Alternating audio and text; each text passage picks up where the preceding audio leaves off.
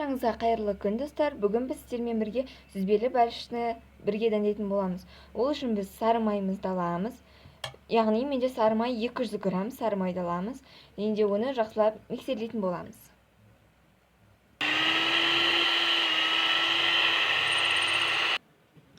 Естеріңізде болсын, бізде май қатты еріп кетпеу керек. Яғни бұл бөлме температурасында да ермеу керек, былай да ермеу керек.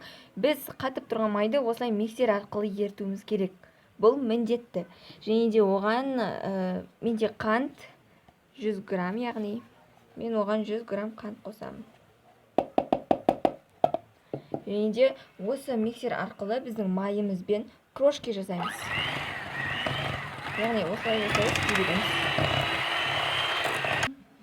Міне бізде осындай болу керек. Осындай крошкилер жасаймыз. Яғни бір-біріне бірігіп тұратын. Және де оған жұмыртқа қосамыз.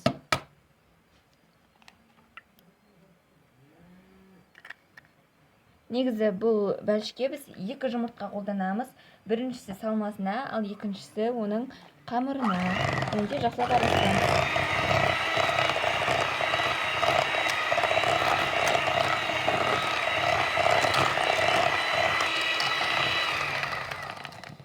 Неке біз араластырып болдық. Енді оған қопсытқыш қосамыз.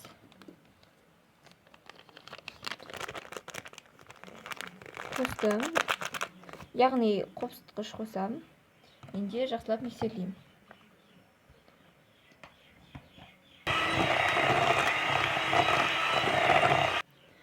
Електен ұнды өткізіп салам. Бірден ұнды салмаймын. Яғни ұнды 2 не 3 бөлікке бөліп салу керек. Яғни біз ұн арқылы крошкилер жасайтын боламыз.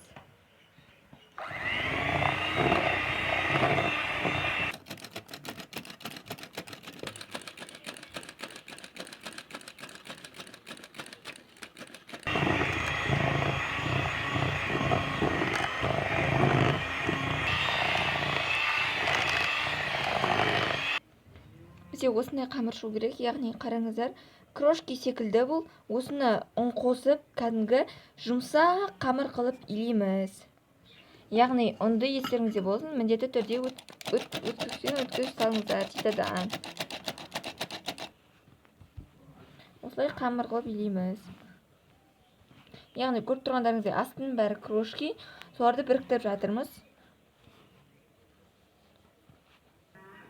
Бізде осындай қамыр шығу керек, сап-сары өзі әп-әдемі, әрі біркелкі осындай қолды неткенде жабыспайтындай болу керек.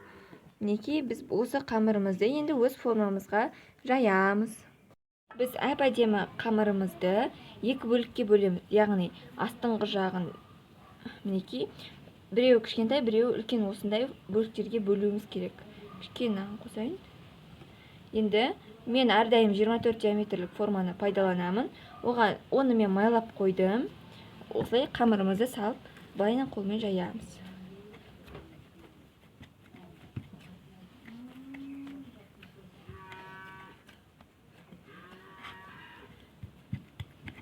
Қамыр міндетті түрде жұмсақ болу керек. Біркелкі қылып, осылай қолмен жаямыз. Неке біз осылай астыңғы қабатын төседік. Енді осынымызды кішкентайлап алып, осылай шеттеріне бүйтіп жап шығамыз. Яғни осылай істеп шығамыз. Неке біз осылай істеп шықтық жан-жағына. Енді осылай тегістеп шығамыз, яғни вилкамен тегіс болу үшін.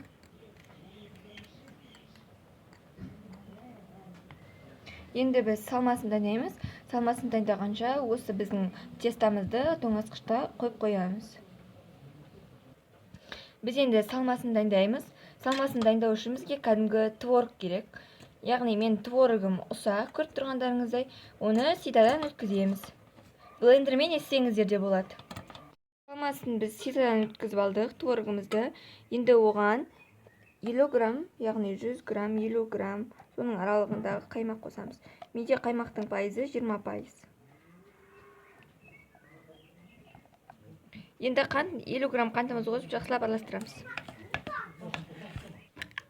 бір жұмыртқамызды жарып тура осылай араластырамыз. Енді өз қамыр жастамызды тоңазытқыштан шығарып аламыз. Енді оған салмамызды саламыз.